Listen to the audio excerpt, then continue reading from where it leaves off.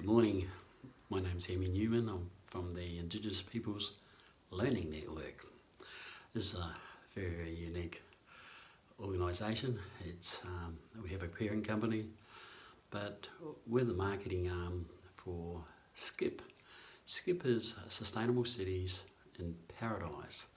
It's part of the sustainable nation building industry, and it involves the rapid mass production of corporate owned and operated sustainable villages for repatriating Indigenous peoples back into their beautiful, remote, pristine wilderness areas, living in these beautiful, sustainable villages that we build for them. We deliver them in shipping containers, and a couple of young people, young boys, about 16, 17, they open the doors of each of these shipping containers and they unload all the panels and clip them together.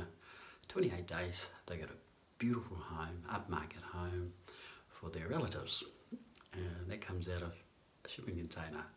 And we got rid of all the trades. We have these panels, geopolymer panels, and we have the wiring and also the plumbing installed into the panels in the factory. And they clip them together, beautiful home. And it's all according to the regulations here in Australia. It was very, very strict building codes. So that's all good.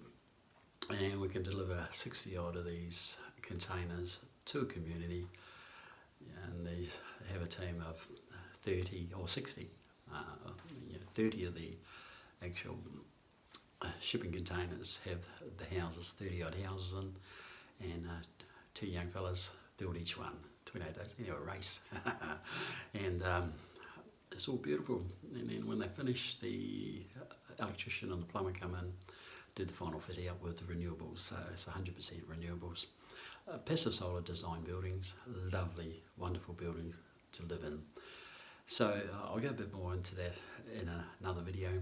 So that's for repatriating Indigenous peoples back into their beautiful, remote, pristine wilderness areas on the lands of the Indigenous peoples. So we're taking the concept into Africa because they've got all the resources over there, which we need for manufacturing our environmentally friendly product lines and distributing them to the construction sites just on time. Now the other infrastructure we do is also the Sustainable Cities in Paradise. These are our flagship cities. They're wonderful, beautiful, using the monorail systems to move away from the river, dropped into the bush using heavy lift helicopters, which you would have seen in that 10-minute video that we had for our followers. So that's all good, and that's for non-Indigenous peoples to relocate, to migrate into our client nations throughout the frontier and emerging markets, away from the dangerous cities that are going to occur in the future because of no petroleum coming next year. So no petroleum means that they're creating the scarcity, which means the price of the fuel pump's going up. If you're spending $40 a week now for petroleum, you're looking at spending $200 to $400 per week before you start paying all your bills. It's just to get to work and whatnot. They drive around, see the rallies or whatever. So very difficult times are coming, and also once the petrol price goes up, so does the price of fuel. Now the deliberate creation of scarcity lifts the price of these resources, and if you live in a city dependent on fossil fuels and automobiles, you need to start thinking about moving out. It's going to be very, very dangerous, because when the price of petroleum goes up, so does the price of food, because it costs more to drive the tractors and things up and down the fields for the farmers to plant, to spray, to harvest, and then get the products to market. And the further the products have to travel, higher the cost. So you're looking at, if you're spending $100 today in 12 months to 2 years time, that's for weekly groceries. 12 months, 2 years time, you're looking at spending $500 to $1,000 for the same amount of food you're eating today. So there's some difficult times coming, critical times in humankind's history because of oil depletion, but I'll talk about that another time. and this creation of scarcity to increase poverty, to make it harder for people to live, which gives governments the ultimate control through what we call currency slaves. You're a slave to currency, you're a slave to debt, you're a slave to the government if you're dependent on social security handouts and things like this. Currency slaves. Our concept is that there's no currency when we're building in our sustainable villages. Look, before the white man came along, before colonisation, us indigenous peoples, we didn't have money, did we? No. So I'll swap you these bananas for those coconuts, bro. That's how it worked. And you see, we don't even need to do that. All we need to do is build these sustainable villages, sustainable cities in paradise on the sides of the major rivers throughout our client nations, and have a good relationship with the government. And the deal with the government is that no, these are corporate owned and operated sustainable villages, sustainable cities owned by indigenous corporations, right? By the tribes. We own it. We own the land, we own the resources, and we own the infrastructure. So we own the infrastructure, we're able to look after our people, we're able to use bio-intensive agriculture, permaculture, organic gardening, animal husbandry, aquaculture, because the fish in the ocean's no good anymore. That nuclear waste being dumped in the oceans, so it's not good.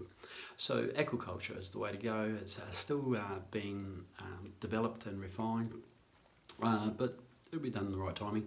So food production, really what our people need is just food and good quality water. We can do that by constructing these sustainable villages, sustainable cities in paradise on the sides of rivers in the beautiful African nations that we're looking at moving to, because you see Africa doesn't have all the problems that other nations have around the world, like climate change impacts. They've never had hurricanes where we go. They don't even know what it is. Whereas America got hit by 6 hurricanes at the same time that Hurricane Irma happened. So, in Africa, there's no... They haven't got all the manufacturing plants like they built in China and India, and they're totally polluted. Africa hasn't, because no one wants to go there to set up business because they get ripped off because of the corrupt governments. That's fantastic. Fantastic for us, because it kept all the greedy boys out. And those that did go in got ripped off. So, fantastic. But you see, we are non-religious, we're non-political, we build these precincts. At the moment you bring in religion and you bring in politics, you're in trouble. Because politicians are going to run your village and going to run your sustainable city. And according to the 2013 Global Corruption Index, the 5 most corrupt organisations in the world is number 1, political parties, right? Number 2, police, and we approve all this. And number 3, the judiciary, right?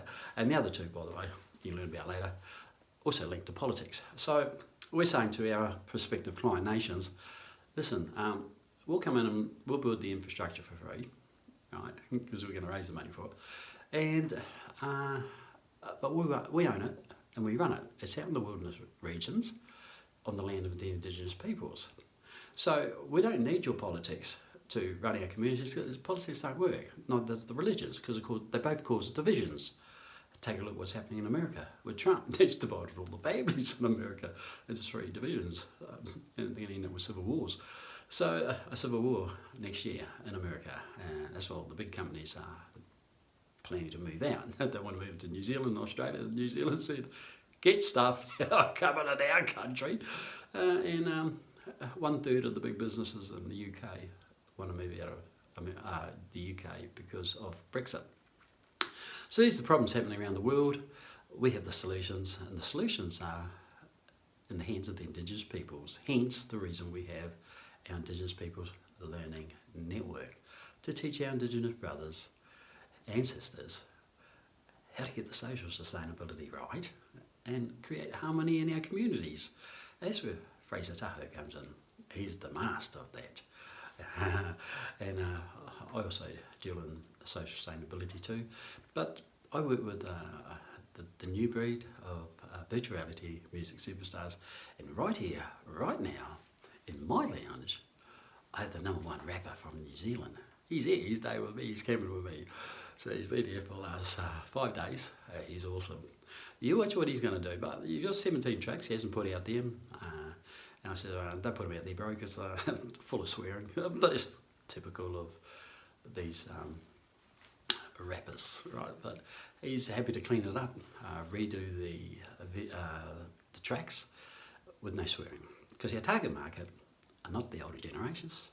Anyone over 16, not really interested. But if you're 6 to 16, we're creating all this new music for you called the clean, happy hip hop, music and dance civilization, which will be integrated into our sustainable cities in paradise as part of the culture for the young people to embrace and adopt. Because people run down hip hop, but hip hop's got some amazing parts to it, and everybody runs it down because it's got a bad name it's got from the gangster rap. But hey, listen, you know, the freestyle rap, if you can do it, is far more healing than going to a psychologist or psychiatrist. All right, but I'll cover that another time because they get their feelings out without going and bashing someone's head in because they're frustrated. So, you know, the freestyle rap is like the music of the future, and young people can do it, they can live it, they can use it, and we have music production masters to teach them how to freestyle rap, how to create their own music in their own home studios. Alright, so that's really good, isn't it? So I'm just giving you an update. We're at, I've just gone to 11 minutes. I've got to keep these videos short and sweet so it doesn't lose people's concentration. The reason I did this video is to keep you up to play with what we're actually doing and our next phase of the business to get it out there. Because I was making a stupid mistake in doing this Sustainable Nation Building Conference and inviting in world leaders in the areas of renewable energy, sustainability, business and climate. And that's a big mistake because it brings attention to ourselves on what we're doing. What we've got to do is create queues of governments wanting us to come into their nations to build these sustainable villages, sustainable cities. When you create the queues, then you have a choice about which ones you want to work with, and then you tell them what you want, which is non-political, non-religious. The moment you bring those into these corporate-owned and operated sustainable villages, sustainable cities, it'll implode on itself because of the corruption.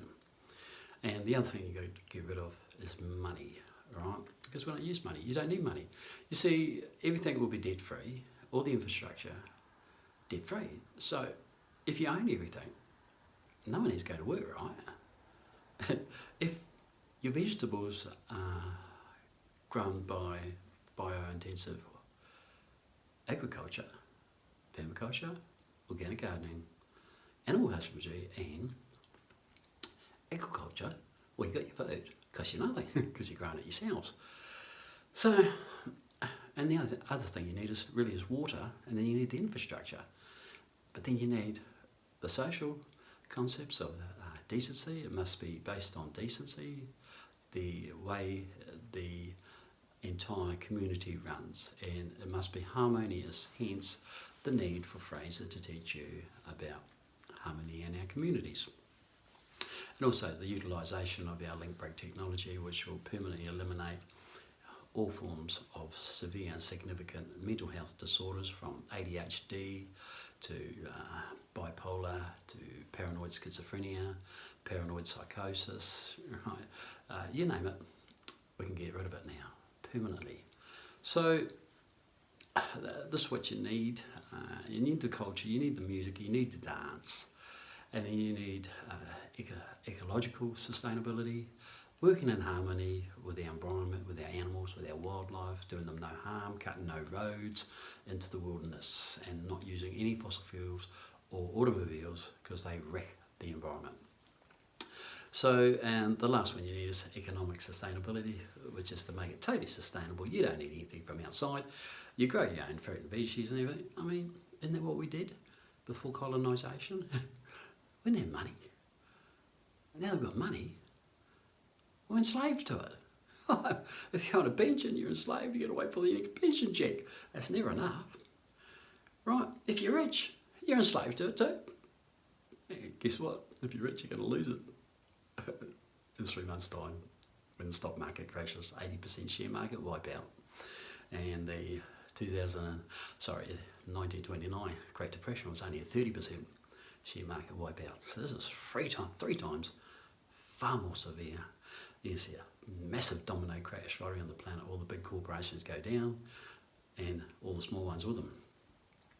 It's going to make living in conventional towns and cities that are dependent on fossil fuels and automobiles are going to become very, very dangerous towns and cities to live in, because they're already saturated with drugs anyway, thanks to the government. So, and the police. So really the only solution is get the heck out of it into nations that are safe, that have a high peace index and a low corruption index, and whose head of state has the same vision as us, which is to create a happy future for our children and for our children's children, both Indigenous and non-Indigenous. Check me out on the next video. I'm going to do it in a minute.